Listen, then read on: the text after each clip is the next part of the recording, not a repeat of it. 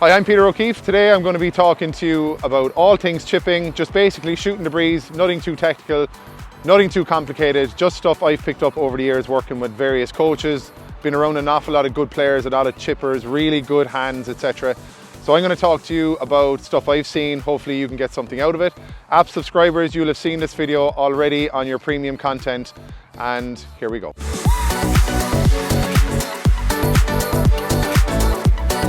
So sometimes the shot will determine what you need to do. You don't need to create something or get too fancy. So I suppose if I'm doing a simple chip shot here to any of these flags, we're going to start in the short one. It's really important for me to set up a station that I will stay tuned in. So very simply, I'm just going to set up 3 clubs and just create some sort of awareness of what my tolerance is going to be, or what's decent. It's there. Like in truth, you should be hopefully I'd be looking to hole some of these chip shots.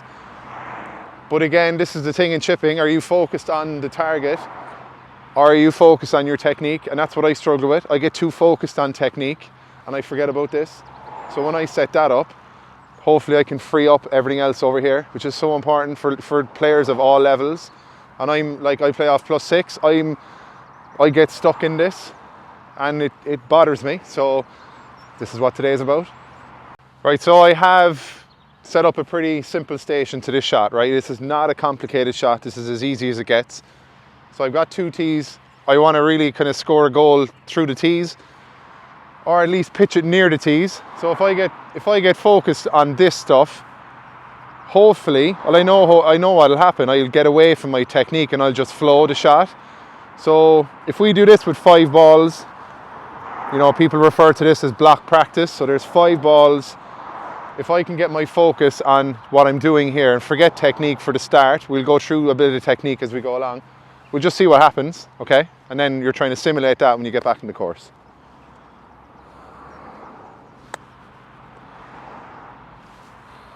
Okay, it's too firm. Wrong shot. To be honest, I hit all the points, but wrong shot, so more loft. That's perfect. Okay, so that will be acceptable. So same. I got a bad bounce.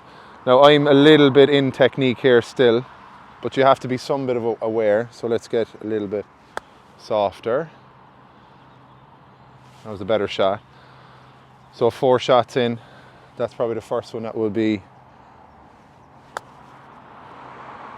Right, they're getting bad bounces there, but grand. Let's call that round 1. So not great, but again, I need to get away from technique a little bit and just play the shot in front of me. Now I can change club if I go to, that was a 60. If I go to a 56 and try and roll it through there a little bit more. Let's just see, does that improve the outcome?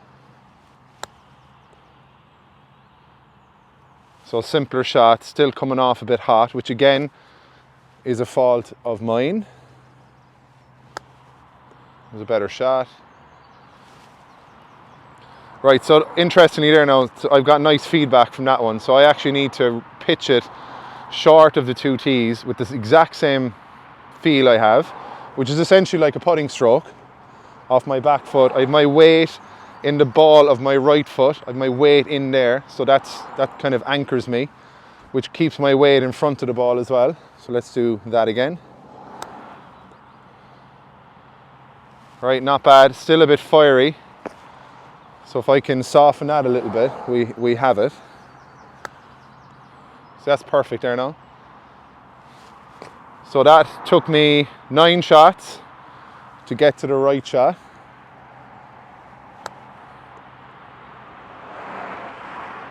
So there now 9 and 10 were exactly the same.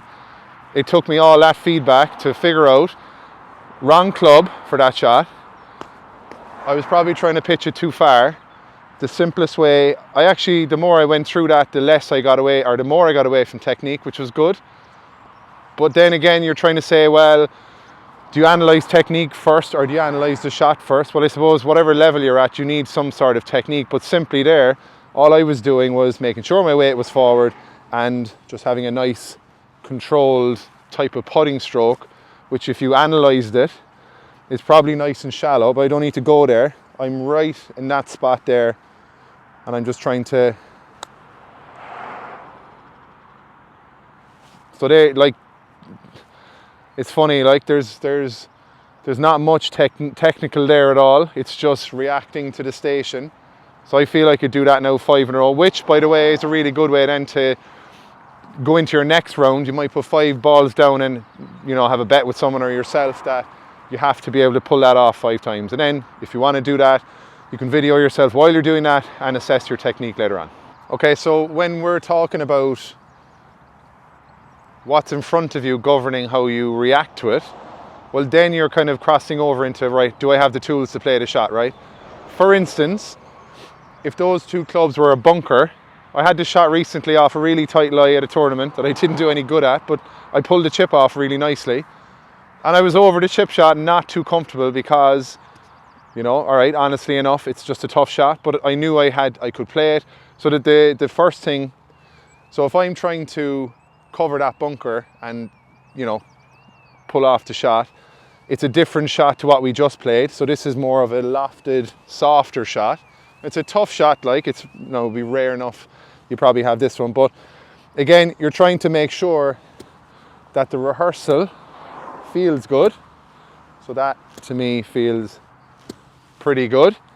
And then you're trying to get in and absolutely trust the rehearsal. Okay, so that was lovely. I would take that all day long. Strike was good. I didn't get technical over it. I was reacting to what's in front of me. So again, it's the rehearsal. So for me, the rehearsal is face open, obviously, weight on the front, all that simple stuff that you're not helping it up. You're turning through it. So again, I normally do 3 rehearsals. So 1, 2, 3. They're all lovely strikes, interactions with the ground. Grand, didn't commit to that at all, right? So again, you go again. So if this is your block practice, same again. And interestingly now over that one, I wasn't as comfortable as the first one. So same again, it's all about commitment. Right, so that's lovely. And again, a little feedback for me there. I basically quit on the second one. But again, you have to take the positives out of even the second one, that it was a good strike. So it just needed more speed. So again, on this one, more speed, same technique. Face open. I like to move left through these ones. That's a lovely strike there. So you'll be delighted with those. Again, this always comes back to, are you reacting to the technique or are you reacting to what's in front of you? If you're reacting to what's in front of you, do you have the tools to pull it off? If you do, great, that's what you do. I think that's what you need to do.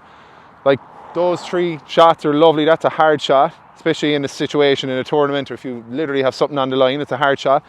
But I suppose what I keep coming back to, if you have the technique or the know-how, can you stick to a routine that you'll just trust? You get in, you have 3 reactions, you get in and you've 1 reaction. You either pull it off or you don't. Okay, so again, back to the shot governing what we're going to do. So I've changed the clubs around here. So let's call the first one more of a loose technique, or where I was trying to cover the bunker. You need, I think anyway, or languid or fluid. That can't be rigid. Now I do think there's a place for rigid, and this is it. So again, right, whatever level you're playing at, sometimes it comes down to a chip under pressure, which you need to be able to pull off the right shot that suits you and suits the shot, right? Now we could totally put this if our people use a rescue, as we're just chatting about chipping. And I suppose the debate here is, does technique or reaction come first? You know what I mean? I'm always thinking about that. To be honest, I'm not sure, do I have my mind made up on it yet, but you need a bit of both, obviously. But I think some people get very stuck here. I don't see a lot of people getting very stuck there. So maybe this will help this. I think it definitely will with a lot of people. So I'm just going to run a pitching wedge through that gap. A little bit hard, not a bad shot. But again, if I focus on the gap and just run it up there, am I stuck in my technique or not? they're still a little fiery. All right, so if I do that and move back to a 52, more loft, same shot.